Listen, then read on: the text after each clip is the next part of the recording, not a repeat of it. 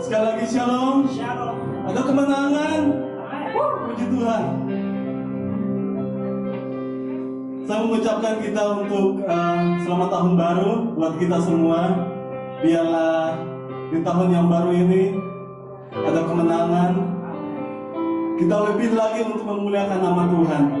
Lebih semangat lagi untuk memuji Tuhan.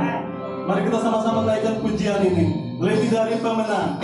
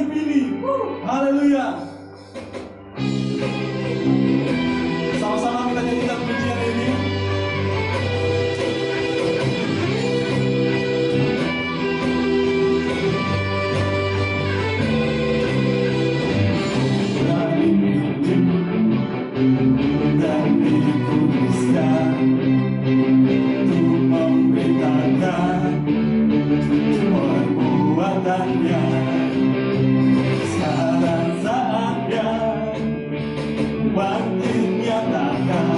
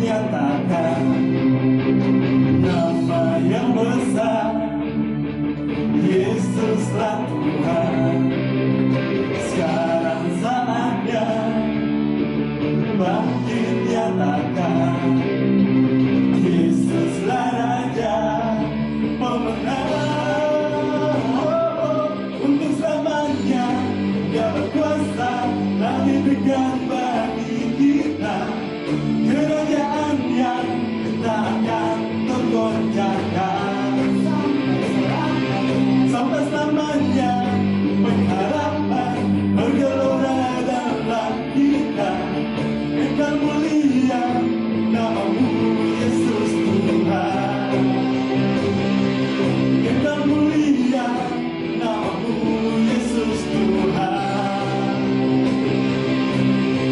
Pam pam pararam, pam pam pararam, param param param.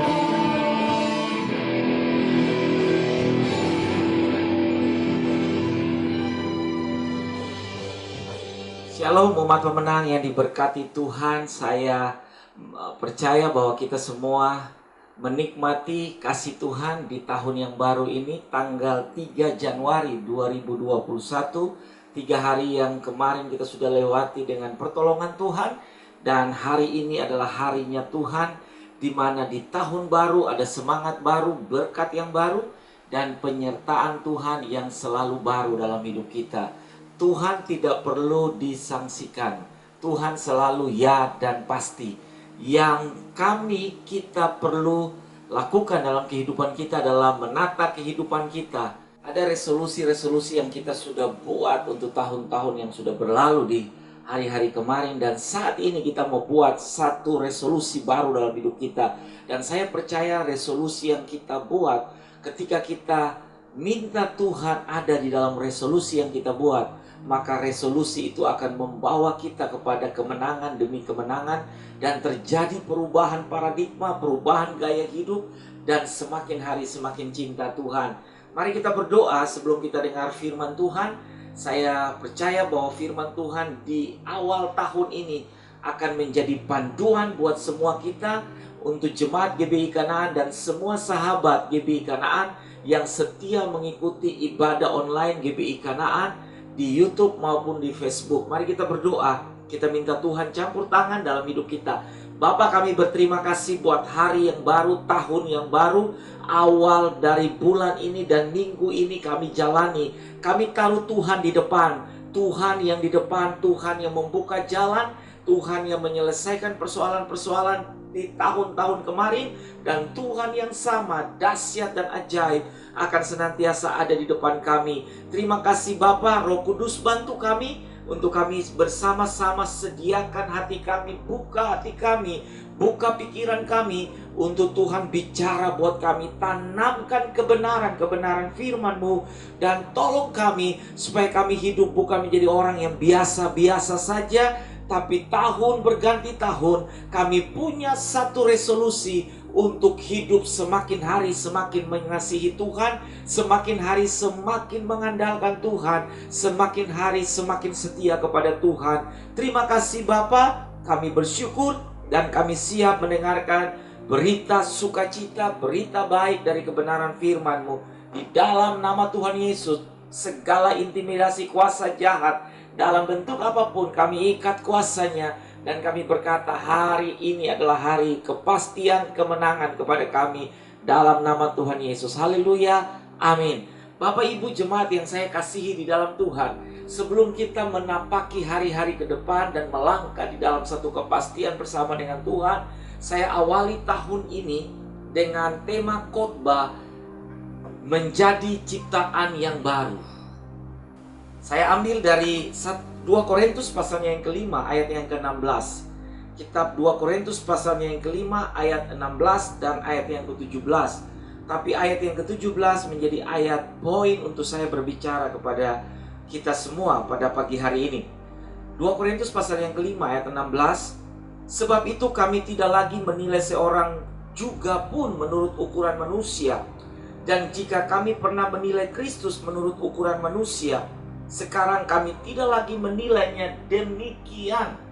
Ayat 17. Jadi siapa yang ada di dalam Kristus, ia adalah ciptaan baru.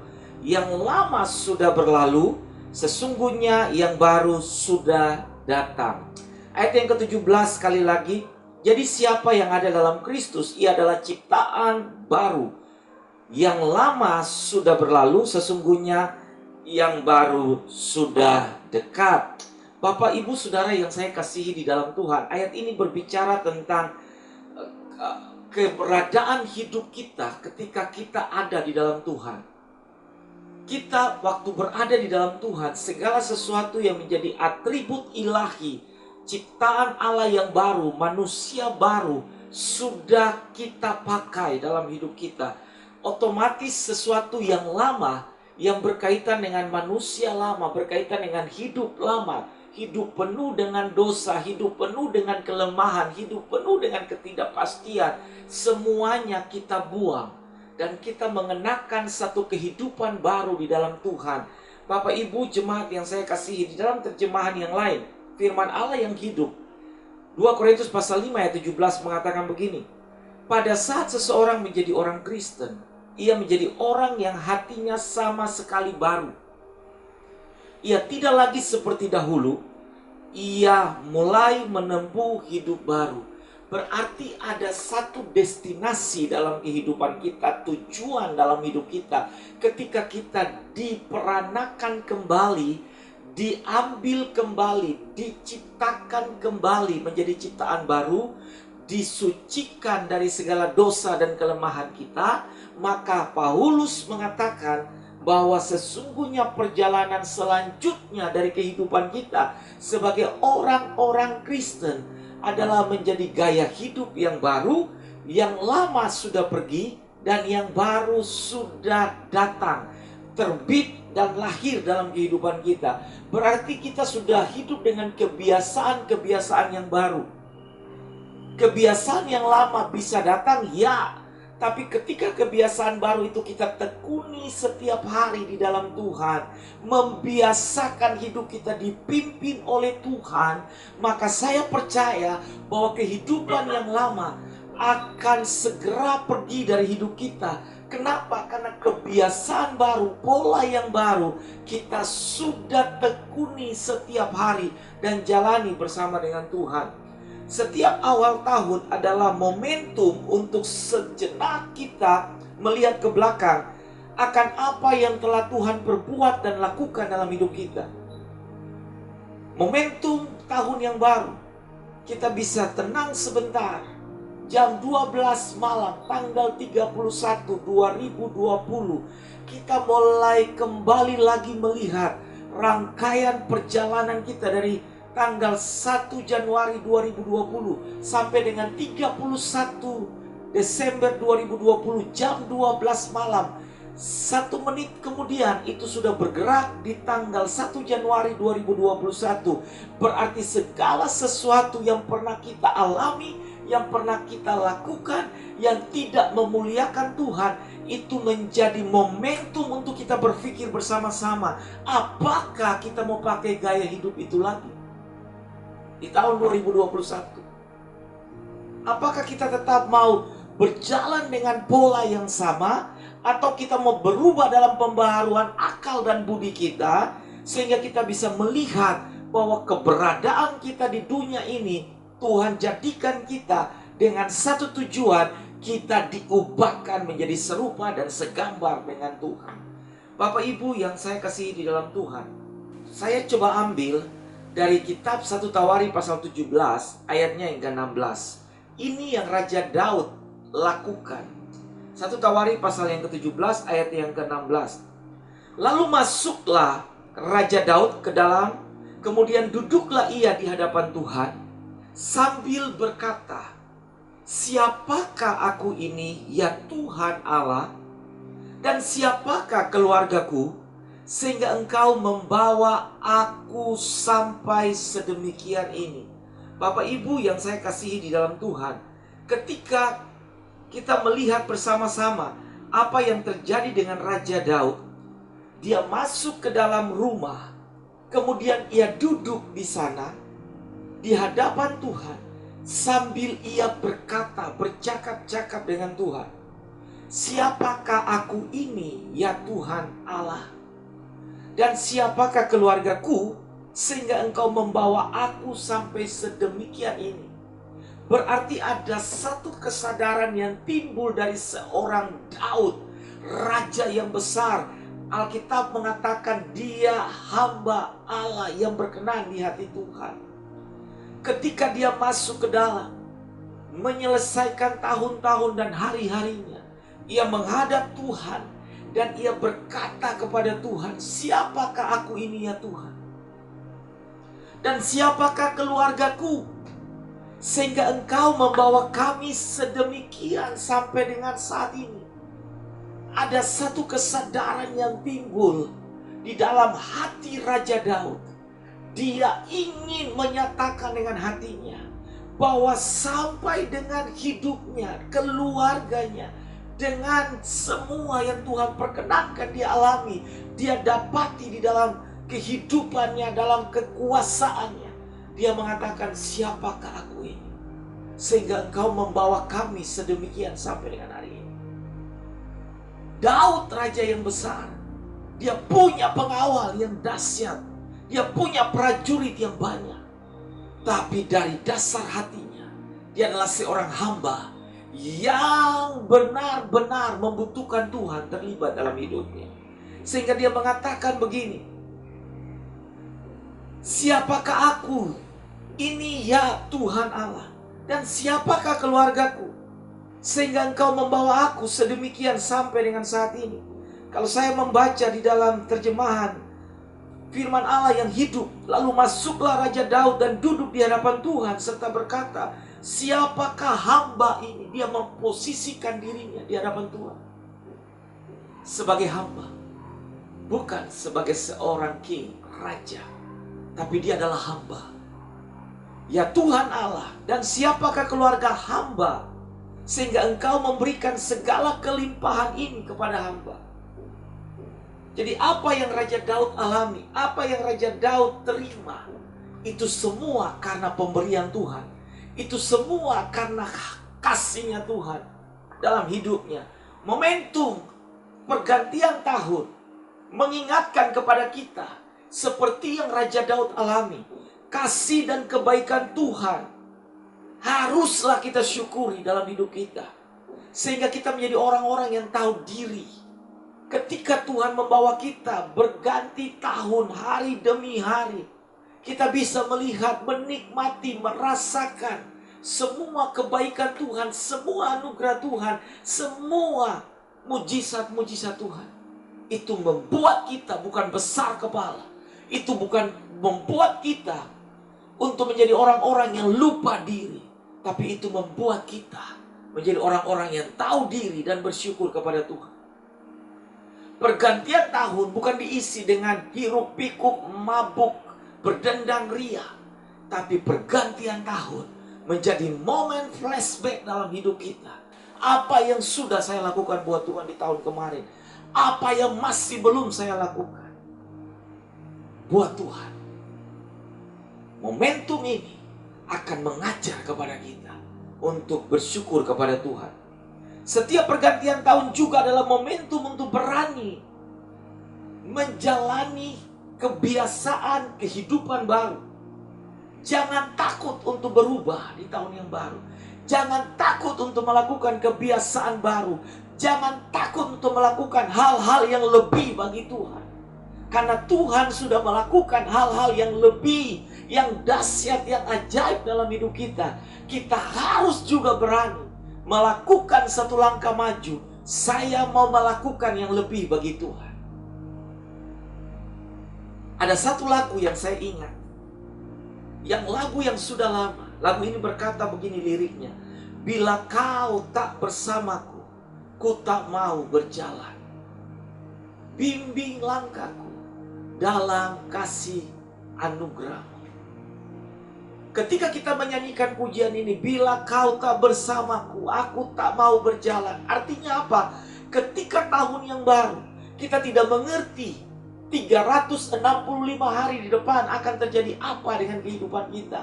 Kita tidak mengerti awan gelap sebesar apa yang sedang menanti kita. Kita tidak mengerti hal-hal yang buruk yang sudah dirancang iblis dalam hidup kita.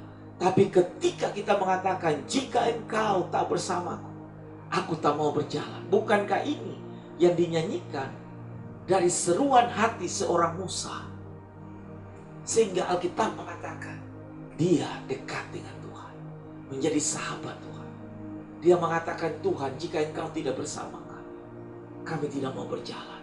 Pimpin langkah kami dalam kasih anugerah. Bapak Ibu jemaat yang saya kasihi di dalam Tuhan, satu ayat lagi dari kitab Yesaya 60 ayat yang pertama. Kitab Yesaya pasal 60 ayat yang pertama, bangkitlah menjadi terang, sebab terangmu datang, dan kemuliaan Tuhan terbit atasmu. Tahun 2021, terang sudah ada dalam hidup kita. Terang itu berbicara tentang penyingkapan. Izinkan terang itu menyingkapi kehidupan kita. Ada sisi-sisi gelap dalam hidup kita. Ada kebiasaan-kebiasaan lama dalam hidup kita. Ada hal-hal yang masih kita pegang teguh. Kita tidak melepaskannya. Terang itu berguna untuk menyingkapkan. Menyingkapkan segala sesuatu yang ada di dalam gelap.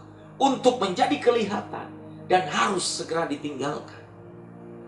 Terang berbicara tentang perubahan. Semua yang tidak mau berubah, dia akan ada dalam sisi yang gelap. Semua orang yang berubah, berarti dia siap ditelanjangi oleh terang. Karena terang itu menelanjangi semua yang ada, sehingga terjadi perubahan. Bapak Ibu yang saya kasihi di dalam Tuhan, saya ajak kita, saya bukan orang yang sempurna, tapi saya mau belajar untuk menjadi lebih baik. Ada hal-hal yang saya belum lakukan secara maksimal di 2020. Saya mengatakan pada tadi malam tanggal 31 jam 12 malam, ketika kita berdoa dalam keluarga, saya kasih tahu kepada Tuhan, Tuhan, tolong kami. Aku butuh Engkau. Aku butuh penyertaan. Saya blessing kedua anak. Dan saya minta Tuhan ajar mereka untuk takut akan Engkau. Ajar mereka untuk setia kepada Engkau. Tuhan sertai kami di tahun 2021. Sertai pelayanan kami. Pelayanan yang memberkati bukan saja jemaat GBI Kanaan. Tapi kami minta terjadi ekspansi dalam pelayanan kami. Sehingga orang-orang yang mendengar bisa diberkati, dijamah, disembuhkan, dilepaskan. Dan saya mau kasih tahu. Saya minta sama Tuhan. Pegang tangan kami. Kami tidak mengerti. Kami mau jalani hari-hari kami dengan Tuhan. Yang ketiga Bapak Ibu, terang itu berbicara tentang kemuliaan. Saudara mau melihat kemuliaan Tuhan. Saudara mau hidup di dalam pengurapan. Terang itu berbicara tentang kemuliaan. Ketika para Majus itu datang untuk melihat bayi Yesus, kemuliaan Allah itu terbit saat itu. Dan malaikat Tuhan mengatakan, jangan takut. Hari ini telah lahir bagimu. Terang itu berbicara tentang kemuliaan. Kemuliaan Tuhan sudah datang dalam hidup kita. Kemuliaan Tuhan sudah terbit dalam rumah tangga dan pernikahan. Kemuliaan Tuhan itu berbicara tentang semua yang Tuhan mau lakukan dalam hidup kita. Bapak Ibu yang saya kasihi di dalam Tuhan, kita harus mengerti bahwa terang yang ada pada kita sudah datang. Kita tidak lagi berjalan di dalam kegelapan. Kita tidak lagi dikuasai oleh kebodohan atau ketidaktahuan tentang kehidupan kita. Tapi terang itu menyingkapkan. Terang itu membawa kita kepada perubahan. Terang itu menuntun kita untuk hidup di dalam kemuliaan demi kemuliaan. Terang itu menyebabkan kita bisa melihat Tuhan secara benar. Tuhan tidak berdiam dalam kegelapan, saudara-saudara. Tuhan berdiam dalam kemuliaannya. Dan kemuliaan yang tinggal dalam kehidupan kita akan membawa kita untuk melihat Tuhan dalam kemuliaannya. Yang berikut, terang itu akan membawa kita bisa melihat orang lain secara benar. Dulu mungkin kita melihat orang lain dari sisi-sisi yang negatif. Kita melihat orang lain dari presenden yang buruk. Tapi kemuliaan Tuhan yang terbit dalam hidup kita membawa kita untuk melihat orang lain dalam sisi yang benar. Yang berikut, kita bisa melihat persoalan dengan cara pandang yang berbeda. Persoalan bukan membunuh kita, tapi persoalan melatih kita untuk bergantung sepenuhnya kepada Tuhan. Kita bisa mengerti bahwa Allah mengasihi kita. Allah ada di pihak kita. Kita tidak perlu takut. Semua orang yang menjadi ciptaan baru, berarti dia siap untuk dibentuk, siap untuk diproses oleh Tuhan. Ciptaan baru. Yang lama sudah pergi, berlalu. Yang baru sudah datang. Dan yang baru yang sudah datang akan terus diperbaharui. Semua orang yang cinta Tuhan siap diubahkan oleh Tuhan. Semua orang yang cinta Tuhan siap dibersihkan oleh Tuhan. Setiap orang yang cinta Tuhan siap untuk diproses oleh Tuhan. Tidak enak diproses oleh Tuhan. Siapa yang bilang enak diproses oleh Tuhan? Diproses Tuhan tidak enak. Tapi saya mau kasih tahu, hasil dari proses selalu membawa kita kepada peningkatan hidup, pengurapan yang lebih dahsyat. Saya ambil analogi kertas amplas kasar. Ketika dia berhadapan dengan permukaan dan waktu terjadi polesan,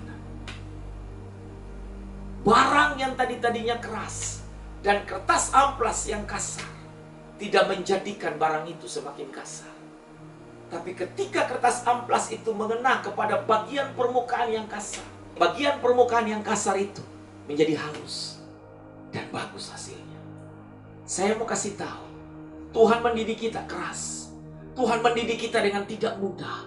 Kita bukan anak-anak yang gampangan. Kita anak-anak yang dikasihi. Yang Alkitab mengatakan orang yang dikasihi, dia ditegur, dia dihajar oleh Tuhan. Hasil dari hajaran Tuhan selalu membawa kepada kebaikan. Jangan hidup dengan hal-hal yang biasa. Jangan hidup dengan cara-cara yang lama.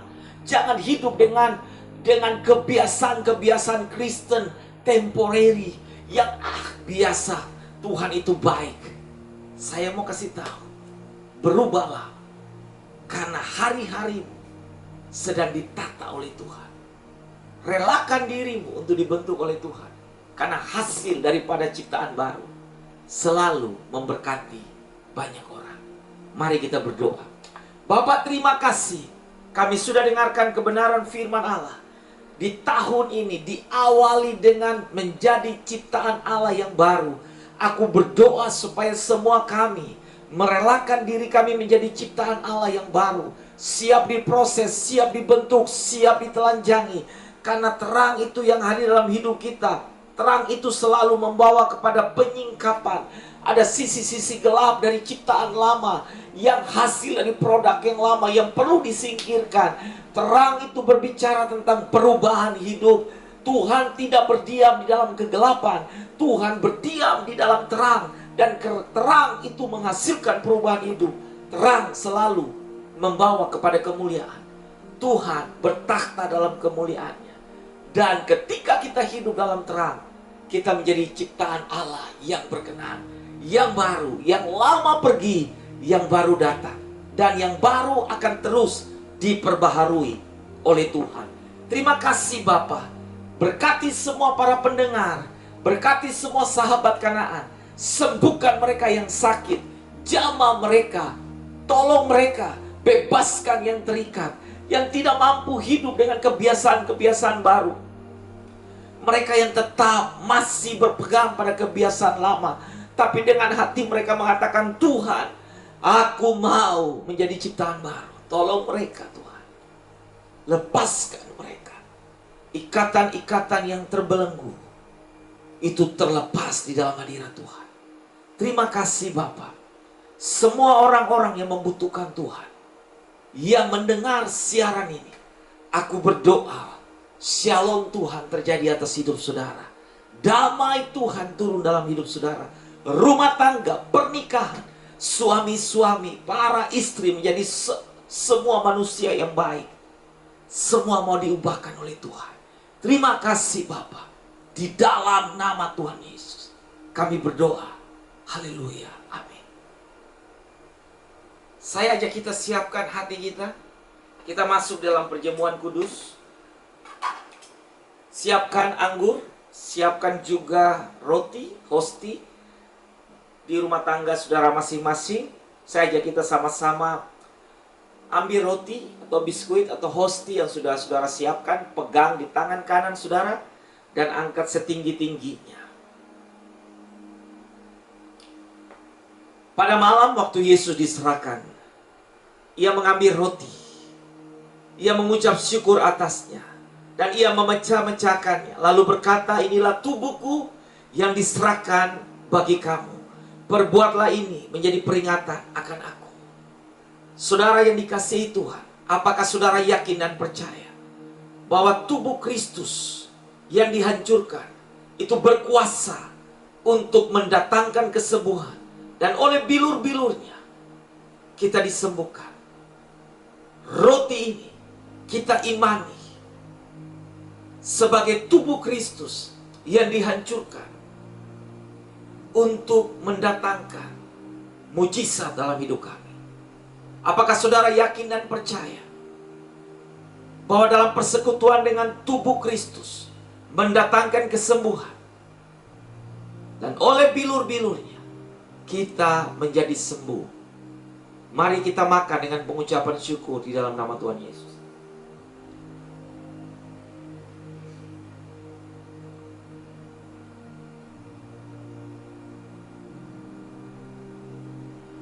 Pindahkan cawan di tangan kanan saudara, dan kita angkat setinggi-tingginya. Demikian sesudah makan, ia mengambil cawan, lalu berkata, inilah darahku, darah perjanjian baru yang aku tumpahkan bagi kamu. Perbuatlah ini setiap kali kamu meminumnya, menjadi ciptaan, menjadi peringatan akan aku.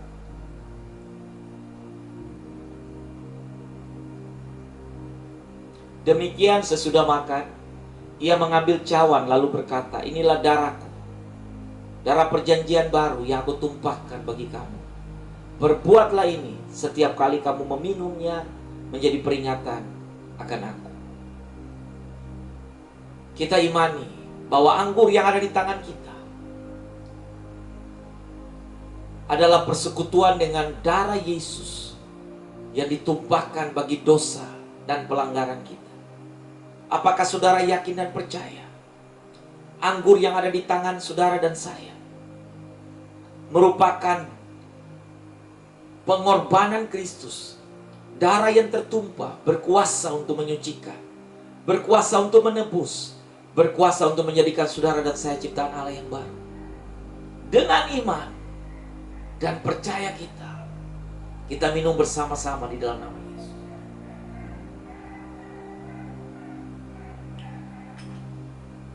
Terima kasih Tuhan.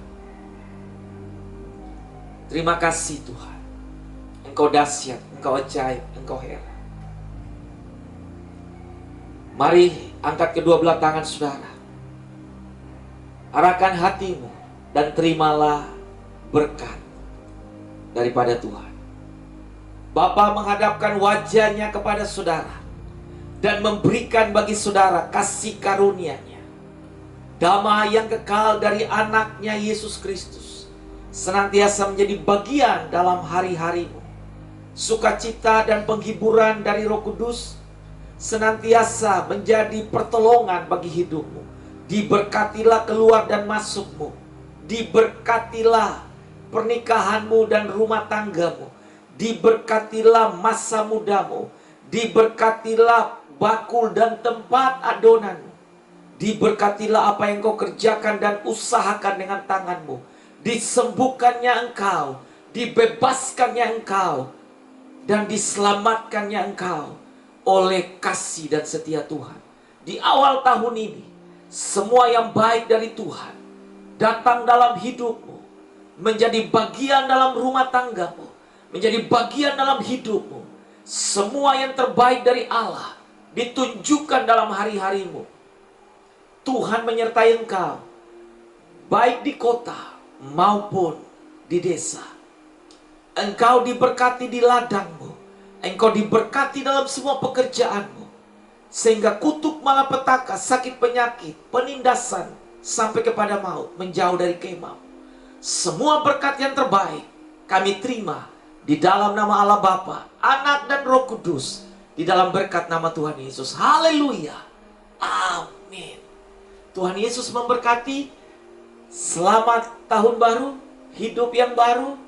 cara yang baru, kebiasaan yang baru, dan hiduplah di dalam kasih yang baru. Selamat menjadi ciptaan Allah yang baru. Yang lama pergi, yang baru sudah datang. Shalom, Tuhan Yesus memberkati.